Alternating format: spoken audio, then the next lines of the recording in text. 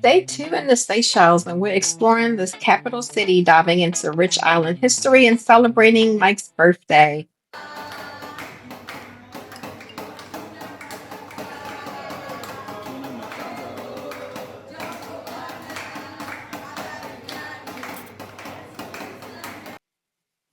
First stop, heading into Victoria, the capital of Seychelles, and actually one of the smallest capital cities in the world. We strolled through the vibrant downtown area, past local stalls filled with handmade Creole crafts, coconut products, and souvenirs.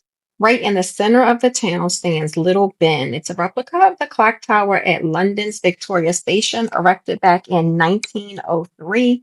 And just down the street is this stunning Hindu temple built in 1992. It was decorated with lots of intricate, colorful deities all on the tower. Next, we headed over to the National Museum of History, which is housed in this historic 19th century Liberty House building, to really understand the roots of this unique island nation that we were visiting.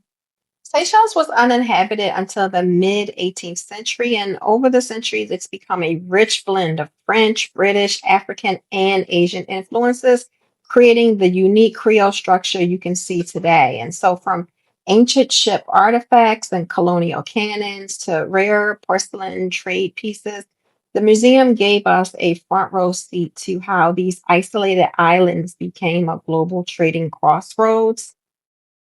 The French officially claimed the islands in 1756, naming them after King Louis XV's finance minister Jean Marais de Seychelles.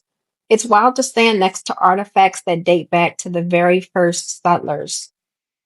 Fun fact, a bucket trip like this doesn't have to cost a fortune. By leveraging credit card points for our long haul flights and luxury hotel stays, we've saved thousands on this trip, making honestly the ability for us to travel the way we never thought we could completely achievable. And so next we drove up into the lush mountains of Morne, Seychelles National Park to visit the famous SeyTé Tea Factory. First established in 1962, this factory grows and processes tea right here on the cool slopes of Mahé. The microclimate up here creates incredible panoramic views all over the western coast. And we really took a moment to slow down and just take it all in. I really wanted to have a seat and take an opportunity to sample some of the locally grown vanilla tea, as well as enjoy a fresh piece of banana bread.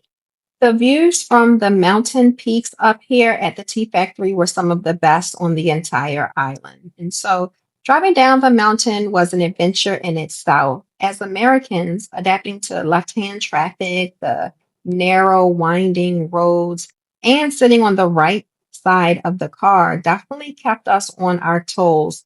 But the coastal views made it worth it for us. And we kind of started to get used to it the more we drove around town.